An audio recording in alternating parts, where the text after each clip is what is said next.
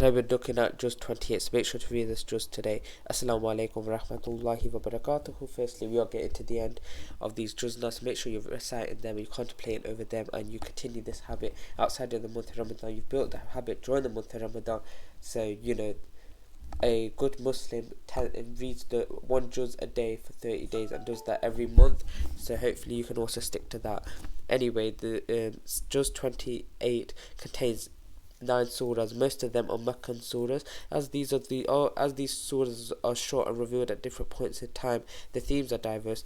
The surahs in this juz span everything from family life to warfare, from society to business. The prime focus is on being truthful to our promises and fulfilling the rights of others.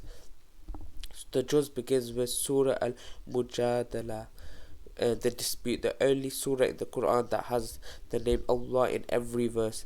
This is followed by Surah Al-Hashr, and the Surah Al-Hashr focuses on the believers who love Allah and assist the immigrants and the Prophet, even though they themselves are in need, and those before them are settled in the homeland and accepted faith. They love those who emigrated to them and find no hesitation in their hearts in helping them. They give them priority over themselves, even though they themselves are needy. Whoever is protected from his natural greed, it is they who are the successful. This is verse 9 of chapter 59 that I've just read to you. The verse is about the Madanian helpers, the Ansar. They went beyond what was expected of them and risked everything to protect the Prophet ﷺ and the Meccan migrants, the Muhajirin. The Muhajirin were in a vulnerable state, and the kindness of the Ansar helped and saved them. Contrarily to this, we see the attitude of the hypocrites who try to violate the promises and harm the Prophet. In Surah Al-Saf, solid lines, Allah admonishes those who say that which they do not do. When taking a contract with Allah, be sure to honour it. Compare the heroes of the Battle of Uhud to the hypocrites who abandoned the army at Uhud. The example is given in this surah of the disciples of Jews and their loyalty to him. In this surah, Allah praises both the Ansar of Muhammad and the Ansar of Jews. This is verse 14 of chapter 63. O you who believe, be supporters of Allah like Jesus, son of Mary, to the disciples. Who are my supporters towards Allah?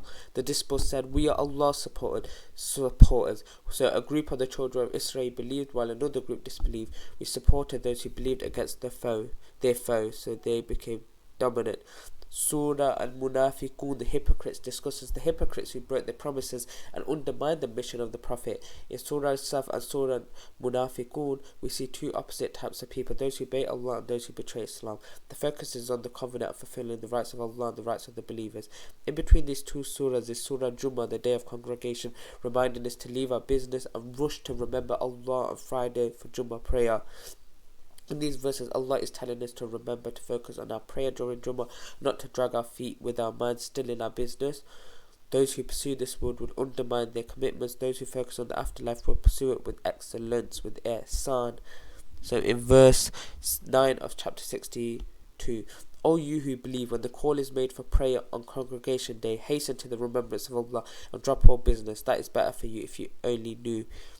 Verse 11 of chapter 62, yet when they come across some business or some entertainment, they scramble towards it and leave you standing. Say, what is with Allah is better than entertainment and business, and Allah is the best of providers. The juz ends with Surah Talaq, Surah Talaq, which is divorce, and Surah Tahrim, which is the prohibition. Surah Talaq teaches us not to mistreat a spouse and to be kind even when getting divorced. This juz teaches us both right and the wrong ways of dealing with marital problems and ending a marriage. So, Surah Al-Tahrim teaches us about the kind of people who cling to this world because of those who they associate with, thinking they will protect them. These people are deluded. This is why it's so important that, the people that we have around us, the network of friends, the network of people we have are righteous, practicing Muslims, because if we cling to people who are not, we will be like them, we'll act like them. We think we might not, but mixing with them will help change our habits and stray us away from the straight path. So the example is given of the wives of Prophet Lut and Noah. Their association with their husbands did not protect them in this world or the next, as they were hypocrites. This is in contrast with Asiya and Mary, who fulfilled the covenants with Allah. Asiya was married to the worst man, the tyrant Pharaoh, but still earned paradise through her righteousness. She sacrificed everything for Allah. The juz begins and ends with the story of a woman making dua about husband mistreating her and Allah answering her dua. There's so many powerful messages that we can attain from this. So I'm going to conclude here. So I leave you here. Fi manillah wa sallallahu wa baraka ala nabina Muhammad astaghfirullah.